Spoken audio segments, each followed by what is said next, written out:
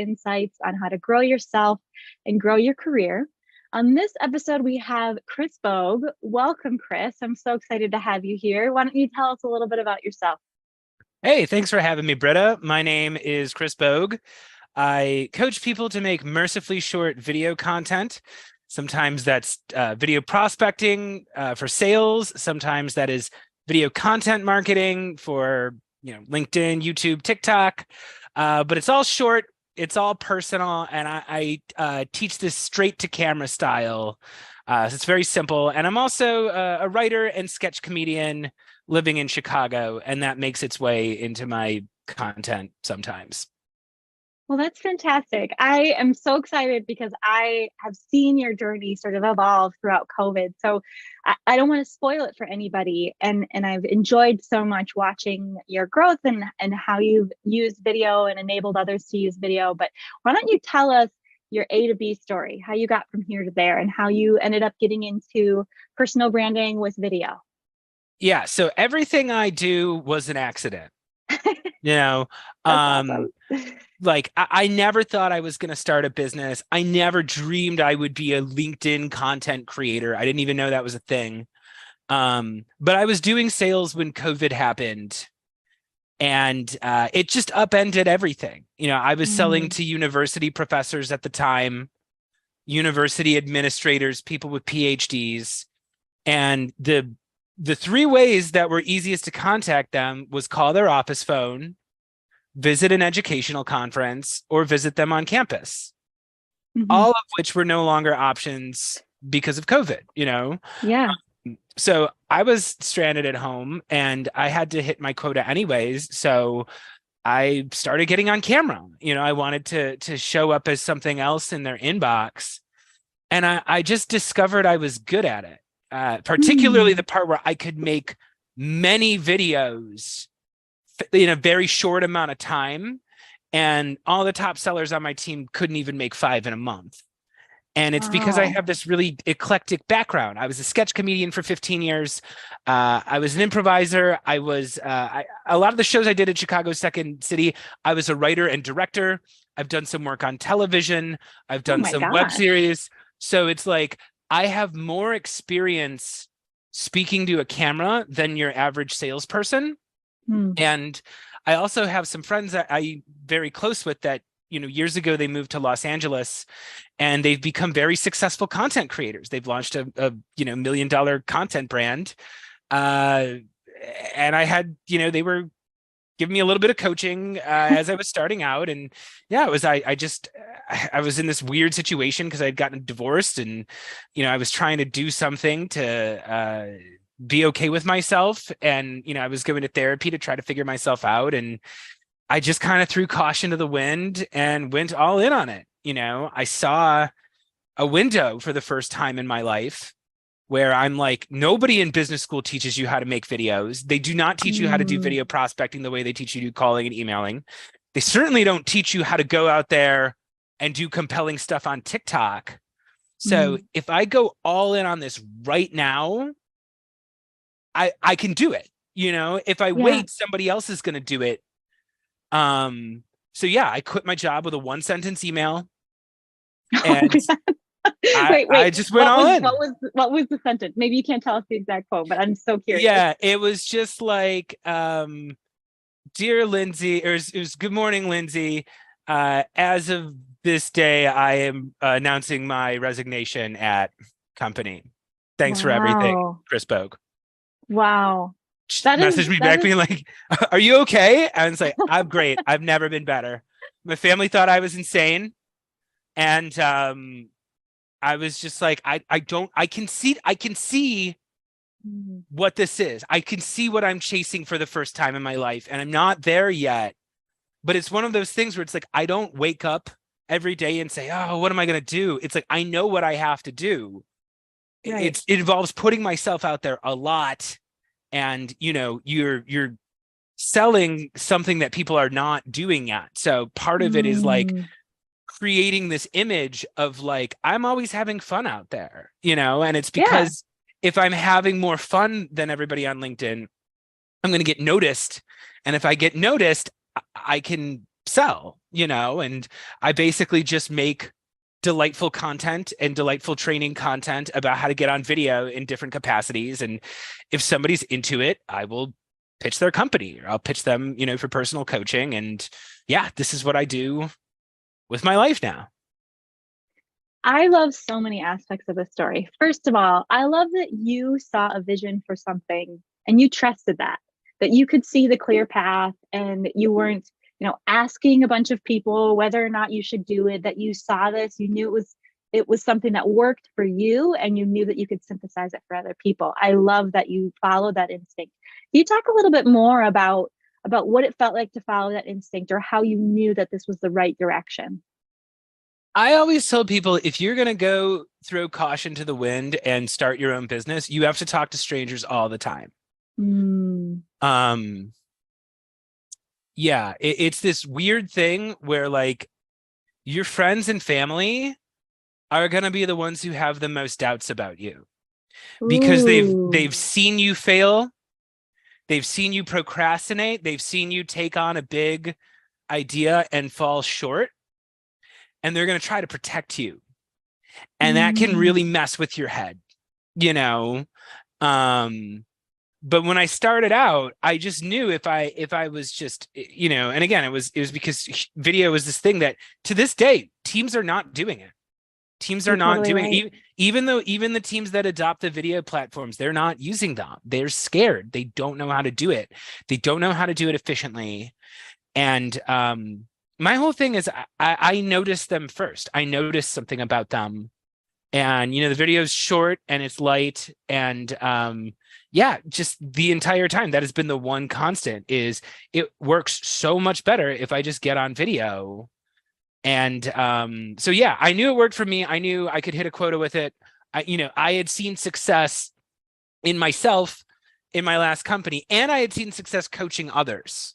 One thing that started Mm. happening was like I had like a young mentee who is Black. He wanted to talk about his story. He has a very different story, he has a different experience than I did being in the classroom. And his bosses didn't really know how to talk about that, but Black professors do, and it's like, I got Mhm. him on camera, and all of a sudden he's reaching people. And more importantly, he's reaching the people that we weren't reaching with the cold emails and the cold calls. Wow. People Yeah. who had been ignoring us for years. Mm. I was suddenly able to reach them. And that was why I walked out, was because I'm like, this is so powerful. And like, they don't have a roadmap for this yet. And I was also, you have to remember, I was talking to PhDs, sometimes in very elite universities, and they would just be like, I don't know what I'm doing anymore. Like, I don't know what I'm doing. Like, Oh my everything just gosh. changed overnight. Yeah. Students aren't coming to class. People are going to Harvard from their living room. Like, what the hell is going on in the world? And the thing that everybody kept telling me was like, nobody has a roadmap for this. Nobody has. And I'm like, well, I do. Um, and I'm following the rules of improv. And Yeah. in many ways, they are counterintuitive. Oftentimes they are the opposite of the advice you'll get on LinkedIn. Yes. But I engage with people. I just throw stuff out there and I see who engages back with me. Yeah. Yeah. And as I always say, the difference between improv and theater. In theater, the audience is up here. You think of a Broadway show. Mhm. They're on this stage and the audience is sitting there quietly, for except when they clap. An improv show, you are on the same level. Yeah. That audience is there. They are part of the show. The reason why it feels so special is because you're taking the things they're saying in the room and you're turning it into something right in front of their eyes. And I was like, if I just go do that on LinkedIn, how are they going to not notice me? Yeah. How Yeah. they're going to have to Exactly. see it. And it's like, I was on a 3-year comedy dry spell. I was not doing any comedy. I thought I was done with comedy. And yeah, I just kind of fell back into that too. I started talking a little bit about the improv stuff. I was making like talking head videos about sales. So Yeah. I was talking about cold calling and cold emailing and all that. But I would do something where I would like, it'd be like me nervously on the phone, and it would cut to like a much jerkier version of me on the other end.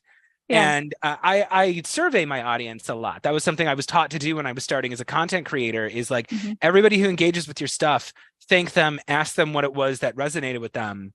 And no matter if it was, an SDR, a corporate executive, a CEO, another content creator, a Mm. friend, a former comedian, a family member, a former classmate, everybody was like, that moment where you cut away on the phone was like really funny. Yeah. Like, could Yeah. you do more of that? And this is my whole coaching style, is like, you just start doing stuff, you start talking to the audience, you start going to the places where they look for information. Yeah. And then once something lands, you just build on it. It's like, Yeah. okay, this point of Mm. view, this topic, this style of post, whatever it is, when you do this, it performs better than all your other stuff. So let's I just love, get you out there yeah. doing that.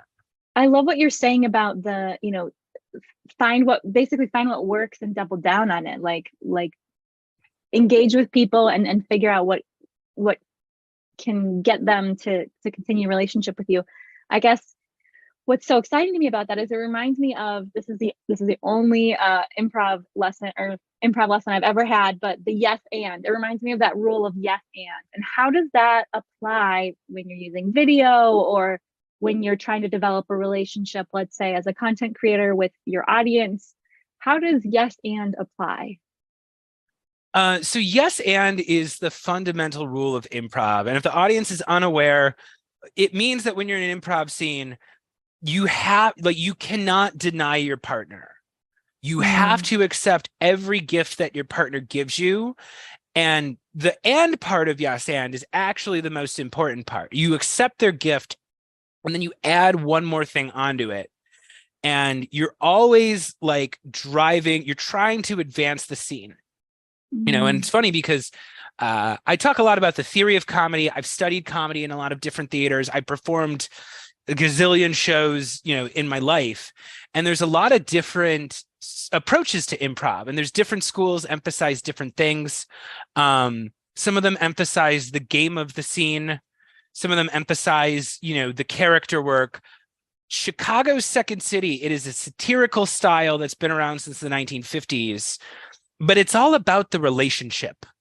That's mm, really what they're focusing on, is like, who are you to each other on stage? And like that's the interesting thing. That's really what we hone in on. And when I'm coaching content creators, that's a similar thing. I come at it from the same aspect of like, okay, yes, you've got your 3 marketing tips. Like, who are you to your audience? Why mm, are you giving them this information? Like, that's what I'm interested in. And the yes and it can be very helpful in sales, because you learn that improv is not like stand-up comedy, where stand-up is all you. It is your perspective. Why is this group of people going to sit there and listen to you for however long? Well, it's because you have a unique view on the world that you're mhm, presenting to them. Improv is more of a listening game. You know, mm, um, you really want to listen fully to your partner, because they're going to give you gifts they're not even realizing that they're giving you.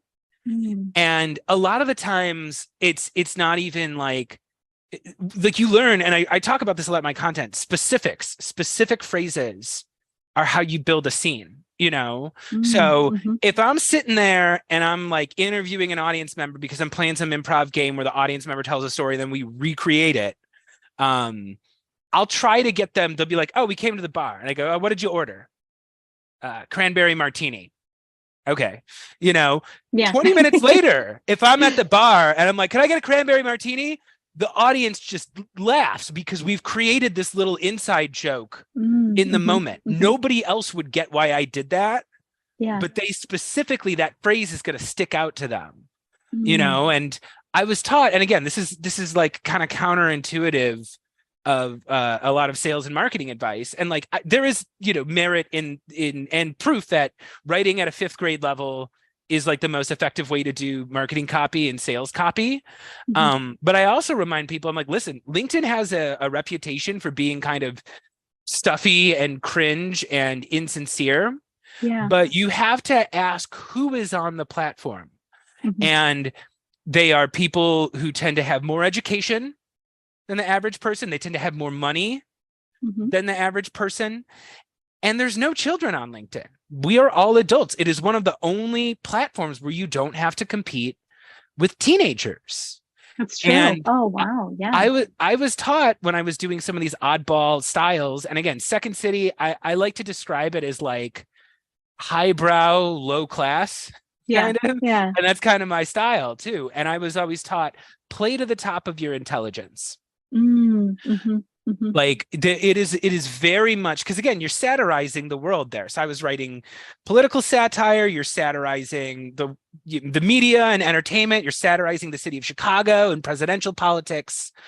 And yeah, I was kind of taught, you know what, go for that reference. I watched a lot of Simpsons growing up. That was written by a lot of very smart people who were goofballs at Harvard together. Yeah. And they don't shy away from those really highbrow references sometimes. So it's like, I am going out there, and oftentimes on LinkedIn, people are speaking in this very general kind of style, kind Yeah. of like their audience is full of idiots. And yeah, I actually go out there. My stuff is written the way it is because I assume my audience is smarter than me. I love that. I feel like that's one of the approaches that a marketing professor told me is, when you're creating copy, when you're creating content, assume that your audience is much smarter than even you are, and simplify the message, but also, you know, um, speak to their intelligence. And I think that is especially true in B2B marketing and in sales.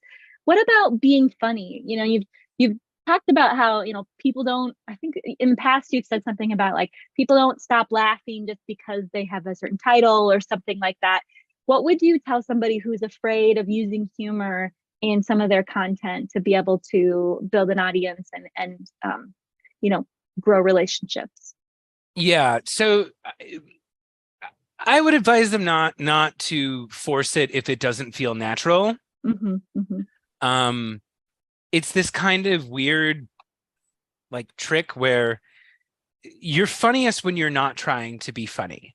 mm-hmm, mm-hmm. You know, um, oftentimes in my sketch shows, I would have somebody who would be a very no nonsense type. I Mm-hmm. often like to cast just actors in my show that were not comedians, Yeah, because yeah. it's like, oh, this guy looks really stoic. He looks like he's a soldier who would like just, like beat you to death if he had to.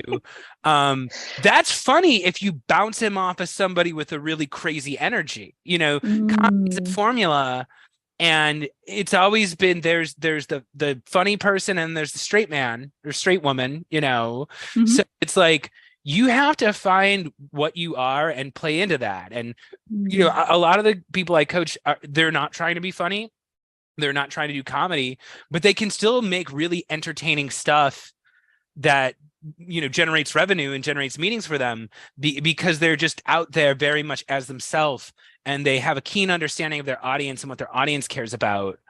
I will say though, the majority of what happens when I am coaching is people have this part of themselves that they want to put out there, but they're afraid other people won't accept it. They'll be like, well, oh, I would do this, but I can't do that on LinkedIn. I'm like, why not? Are the LinkedIn police going to come arrest you? Like nobody cares. yeah, yeah, Uh, yeah. And oftentimes that is how my coaching works, whether I'm working with a B2B company, whether I'm coaching an individual or I'm coaching a cohort, we'll be reviewing their videos. And everything's always too long, including my stuff. Every time I repurpose a piece of content, it gets a little bit shorter. Yeah. But usually what happens is we'll be doing the feedback and I go, okay, at the 2 minute 17 mark, you had this little natural moment that was funny. That could be Mm, a whole video. Like literally, you yeah, chop off the beginning. Instead of a 6 minute video, this could be a 30-second video. And that little unexpected thing you did, that's your hook. That's yeah. where the video starts, you know? Mm, And like oftentimes, yeah, it's this big wind up where they're like explaining why they're qualified to talk to you. And then it's like too much explanation. And then they have this little unguarded moment where the real version of them comes out. And I'm like, mhm. no, that is you, the performer. Yeah, yeah. But you have to have a lot of self-awareness to get to that kind of level. And I guess The unfortunate answer I would give your audience is it requires a lot of watching yourself and cringing. You know, Yeah. people Yeah. get self-conscious that a lot of what I coach is an emotional thing. You know, Mm, it is hard for people to get on camera. It is hard for people to put themselves out there into the world. And it is even harder for them to look at themselves and say, what didn't I like about this? How can I mm, improve? yeah. You know, Yeah. and this is where being a director came in. And this is, again, a kind of a branding challenge I've been trying to tackle on LinkedIn is like, Hmm. I've unwittingly now, like, I get paid by companies to create content for them, to do voiceovers for them, but that was never the goal. The goal was Yeah. always to be coaching others, to be helping others. But it's like I have to show them what I can do because telling them does nothing. Yeah. Like I Hmm. can tell, oh, I used to do really funny sketch comedy. Nobody cares. If I just go in their newsfeed and do funny sketch comedy, then they know. Even if they Yeah. don't watch the video, they can see it. But like even for myself, I need to take off my actor hat and put on my director hat Hmm. and watch the video and be honest with myself. I'll watch. There are videos I haven't released because I'm like, this is just too much. I am too Yeah. frantic. The comic energy is like off-putting. I've got to Yeah. re-record this and slow down a little bit because it's just too much. And that came from a lot of time. I was working with other actors. I was writing shows with other people. And you have to kill your darlings. You have to write twice as many sketches Mm, as are going to yeah. go in the show. And then you actually have to sit down and battle it out and argue, hey, I think we need to cut your sketch because it's just not funny enough, Yeah. and Yeah. Hmm. yeah, you need to you need emotional distance from your own performance, and that just comes with time and Yeah. work. I think that level of self-awareness is important for anyone who's creating. I mean, I think anyone in general, but anyone who's creating content, being honest with themselves about what their audience will and won't like or what their audience will and won't consume. I think that's so important. Um, and at least for me, I know like I've I've had to struggle to make crappy like just make the crappy content so that I can get to the goods, like you're saying, to that 2 minutes or that 2 minute mark where what the gem finally comes out. What would you tell somebody who is hesitating to create content because they're worried it's going to suck? What would you say to them? I would say to them that they do not understand what good content is, and I do not understand what good content is, and the audience is going to reveal that to them. Mm-hmm. My advice is you will sometimes disagree with your audience, and it's going to frustrate you. I have spent lots of time working very hard on videos that I think are incredible, and they bomb. And then Mm. sometimes I just throw something out there that I wasn't even thinking about, and that's the one that blows up. And I hear this all the time from content creators. Like they'll just be like, I do not know what my audience is obsessed with this one topic. So I talk about it, and it's like Yeah. they're going to reveal to you what it is they get out of you. But you're never going to get that unless you just start putting stuff out there. And if it does suck, actually what usually happens is people just scroll past it. Yeah. Hmm. People are worried about being shamed and mocked and ridiculed. And my thing is like if you're playing to the top of your intelligence, there are complete idiots who do very well for themselves on YouTube and TikTok, Yeah. So like Yeah. some moron can go do it. Why can't you go out there and talk about something intelligent for 30 seconds? Like what Yeah. what is the real risk?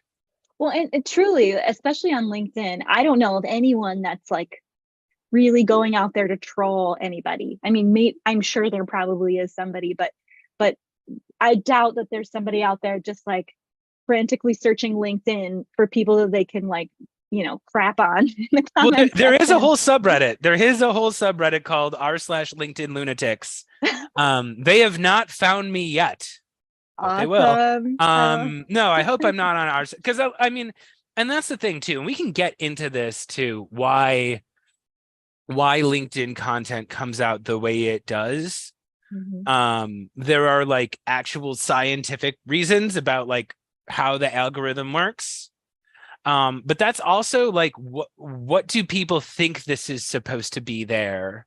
Right. And it's like there is this professional voice that people put on. It's this very generic sounding voice. They think that's what professionalism is. Mm-hmm. But Mm-hmm. my whole thing that I am telling them is actually um, informal is actually more professional than overly formal. Yeah.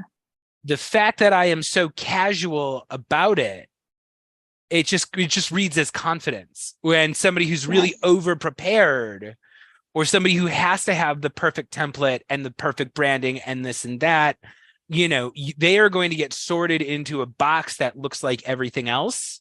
Yep. And Mm-hmm. I am always trying to surprise my audience. I am always trying to say, okay, my audience thinks I'm going to do this one thing. So how can I give them something else? Yeah. You know, Yeah. um, So here's a big question that I have, like just in the granular. Um, let's say somebody is wanting to either create content or use video in their sales process or to reach out. How would you make a confident video? Because you talk about, having confidence and how video can really convey that. How, like, what would be the step-by-step process? Someone wants to experiment with it. What would you tell them to do? I tell them to do a couple things. One, ask your audience a question. This is the Mm, easiest way to start your content journey. My video creator cohort that I coach, this is always like the first assignment. The mhm. first week, we do not do any shooting of video. I say, go out there, post a poll, ask your audience one question that you genuinely don't know the answer to, a controversy in your industry, you know, whatever. Polls I've found do very well on LinkedIn. It's like Mhm. you go out there, you ask the question, it's about something real, and then you make the video about that. Say, hey, I put out a poll on LinkedIn and I was actually pretty surprised with the results. Blah, blah, Yeah. blah. Mhm. Two, look straight in the camera lens. You would be surprised how many video creators don't do that. Mhm. All my videos, I look very confident in. It's because I'm not looking at my face on the screen. I am looking straight at that green dot the whole time, and I'm not breaking eye contact. Um, Mm. so it's like just doing that. Oh, and then also make sure it has captions.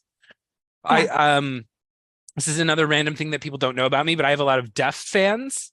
Mm. And it's because when I started out, like this was before LinkedIn had auto captions, and I write all my captions myself. I actually time my captions so the video reads the exact way the timing sounds when it's spoken. Mhm. And yeah, especially like most users are on mobile. Mobile, the defaults are always like sound off, Mhm. autoplay on, captions on. Mhm. Mhm. So like that combination of like looking confident, having the captions there because people expect captions now, and you're speaking about something that you're not making up. You're speaking about something real. Yeah. Um, this does two things. One, that's built-in content. That is Mhm. the simplest way to generate demand, but you're also training the algorithm. you know Yeah. um I've got, at the time we're recording this, I've got an event this week. It's a live event with Heidi Briones, another content creator on LinkedIn, and it's called How to Be Annoying. And the episode is all about just like making peace with the fact that like people in sales and marketing are annoying, and that's fine. She's a really smooth cold caller. She's famous for that. um so it's like, yeah, we've got a comedy sketch dropping tomorrow. I do all this stuff to promote the episodes, but I always post a poll. Yeah. And last week I posted a poll that was just like, what's the most annoying form of video of what's the most annoying like form of sales outreach? It was like video, phone, LinkedIn. Was that poll has like 800 responses on it right now. Wow. Oh my gosh. So Yeah. it's like Heidi is tagged in the post. Anybody who weighs in on that topic has some interest in it. Now, when the video drops and it's me and Heidi figuring out which is the most annoying type of outreach, the algorithm is more likely to send it to everybody who interacted with that poll.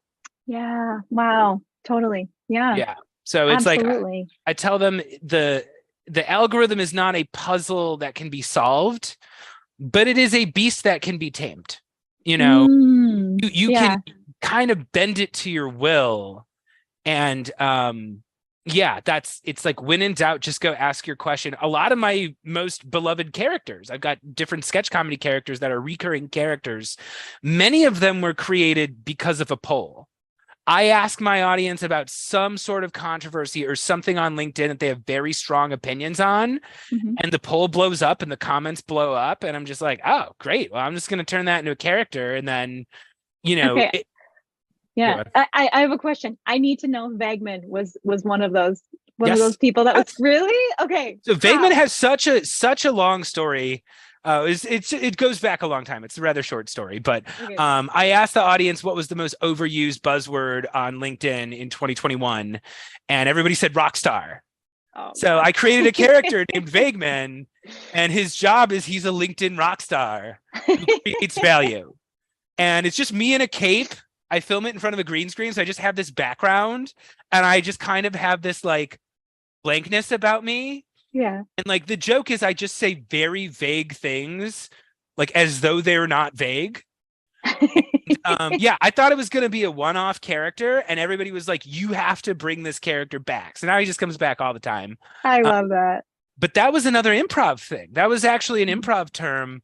Vagueman is what we would yell if you didn't establish who you are, where you are, and what you're doing together within the first three lines of the scene. Wow. That was the rule. If you started the scene and it was too generic, whoever was running rehearsal would go, "Stop, Vagueman. Where are you? Who are you? Why do we care about anything you're doing? Go." And Mm-hmm. yeah, that was just a note we would give each other. It was just like, it's pretty Vagueman over there. That was years ago when I was in college, and it's like, That yeah, I sounds just Yeah, that sounds like a great tip for somebody who's trying to make a video. In the first 3 seconds, establishing who they are. What was it? What were the three things? is who yeah it's who are you, where are you, and like what are you doing together is the improv version.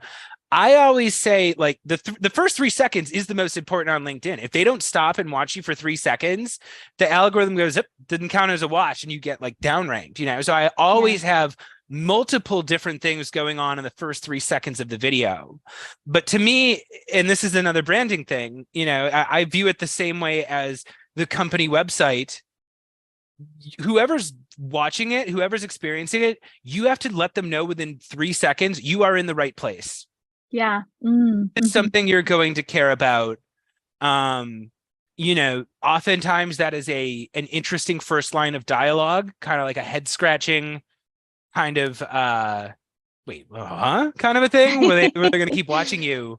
But yeah, I do all sorts of things. I'll have visual jokes, I'll have text, I'll have that unusual first line. I'll be doing something physical that you don't expect. But yeah, you need to, within the first couple seconds, be able to be like, okay, whatever this person is saying, I kind of want to see where this goes. Yeah. Mm-hmm. Mm-hmm. I love this. I love it. I feel like these tips are so practical, and I feel like people can really take action on them, which is so important, I think, especially when you're a beginner in content creation and a beginner in building your brand. So we're nearing the end of our time, which is so unfortunate because I feel like I could keep talking to you for like an hour, which is great.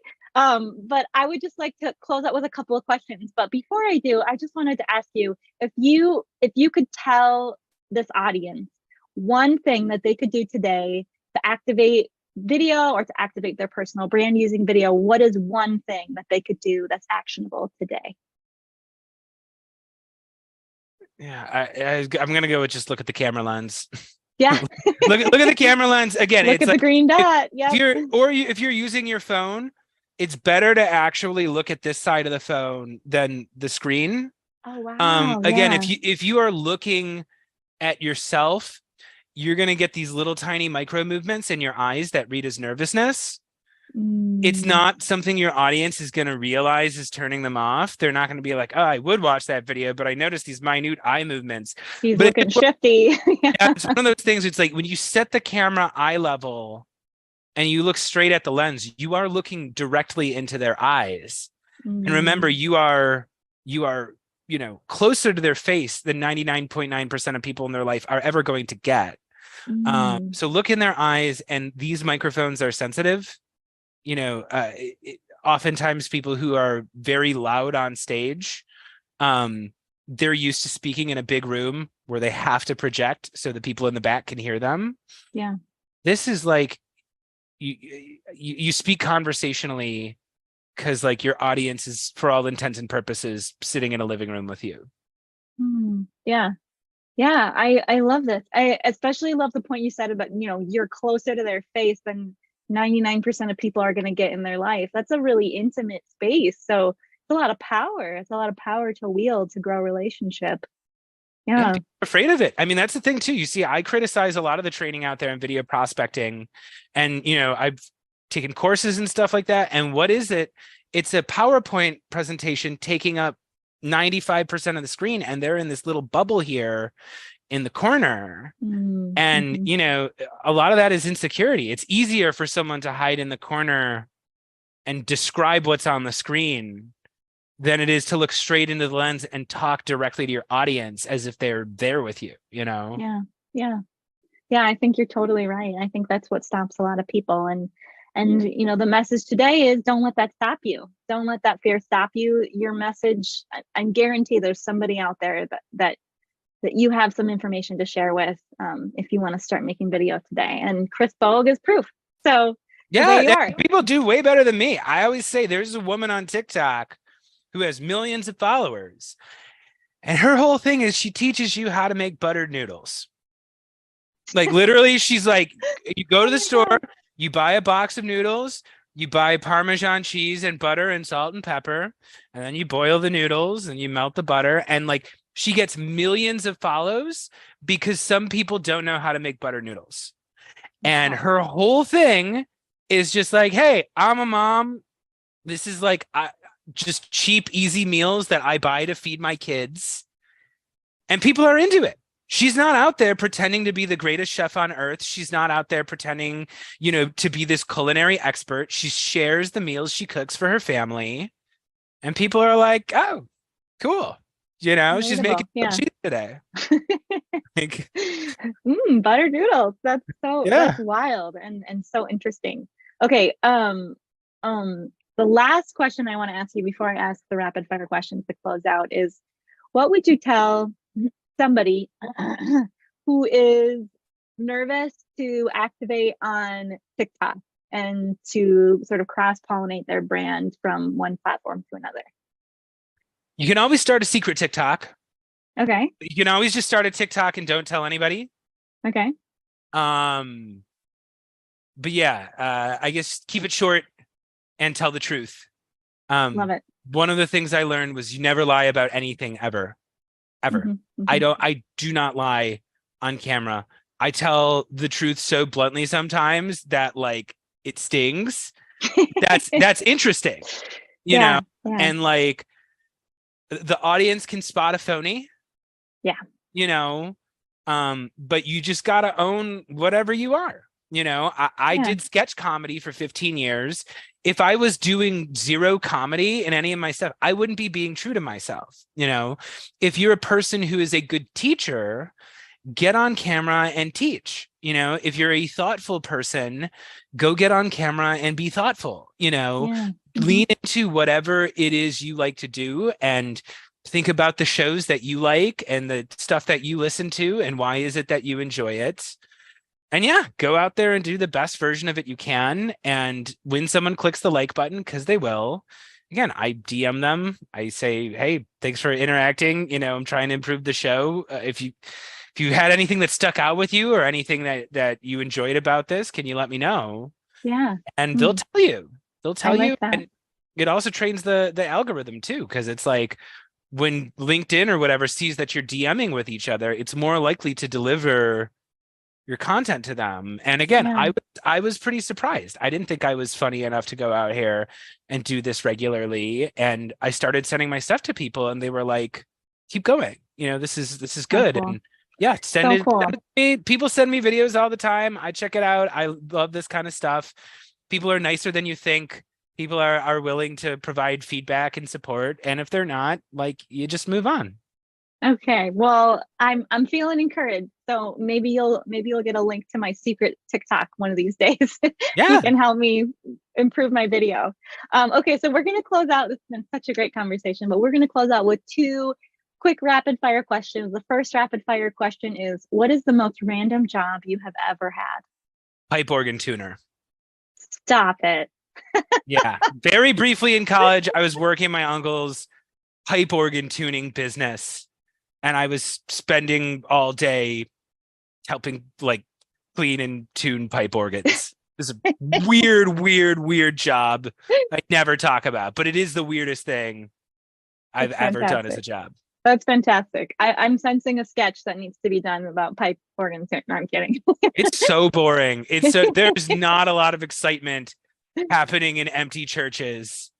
It is literally like you don't see anybody and Yeah. tight spaces, and it's hard to tune a pipe organ. Oof. I can't even imagine. I can't even imagine. Okay, so the last rapid fire question is, what is the worst career advice that you have ever gotten? Oh God. Can I just say, like, maybe mine, like, don't do what I did. I didn't do any of this correctly. Like, Yeah. just quitting your job with nothing else lined up and no support and no anything and like no experience running a business. I didn't even really have experience on video. I did not know how to edit when I Mhm. started doing. I had none of this.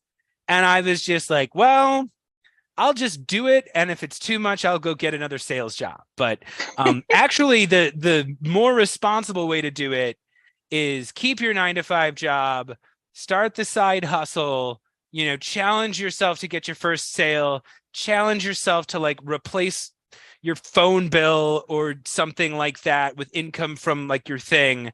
And then once your side thing starts getting to be as big or bigger than your 9 to 5 job, then you go all in. Mhm. Yeah, I don't recommend people do it the way that I did. But if you're a person who's got some skills, like if you get on video and just start doing stuff, you might be surprised where you end up. That's amazing. That's so amazing. And it's been wonderful to watch your rise, the rise of Chris Boak. I feel like that's going to be your like autobiography or something like that one day. The I'm rise. Well, no, yeah, it's not. I'm gonna get it out this year, knock on wood. But yeah, I am writing a book. The book's gonna be called Soliloquy, and Ooh, yeah, I'm that is into it. yeah. I'm into it. We'll have to have a reading party here on the Newly podcasts. It's gonna be an It's gonna be an audio book and a book, and also, ooh, can I plug my stuff too? Oh, yes, please do plug everything. Plug it all. Okay, very cool. Where's my thing? Oh yeah. So I always say the best way to follow me is on LinkedIn. So go on LinkedIn, send me a connection request, and ring the bell. Ring my bell. I'm a content creator. I always have new comedy out there. I'm always doing new stuff. You can find all my stuff on LinkedIn. I also do coaching, and I have a course called The Complete Guide to Selling on Video. So if you are in sales, if you run a sales team, if you're an entrepreneur, if you're a coach, if you're starting a side hustle and you want a video-based sales process, that is what my course is. So you can buy the course at chrisbogue.io. You can also listen to me in podcast form. I have a podcast. It's called Chris Sells His Soul. I film new episodes every other Thursday, and you can also find it wherever you get podcasts. Spotify, Google, Apple Podcasts, you name it. And yeah, I'm Chris Sells His Soul on TikTok as well. Chris sells his soul. Well, thanks so much for joining me, Chris. And Thanks for having me. thanks for joining us, everybody. I appreciate your time.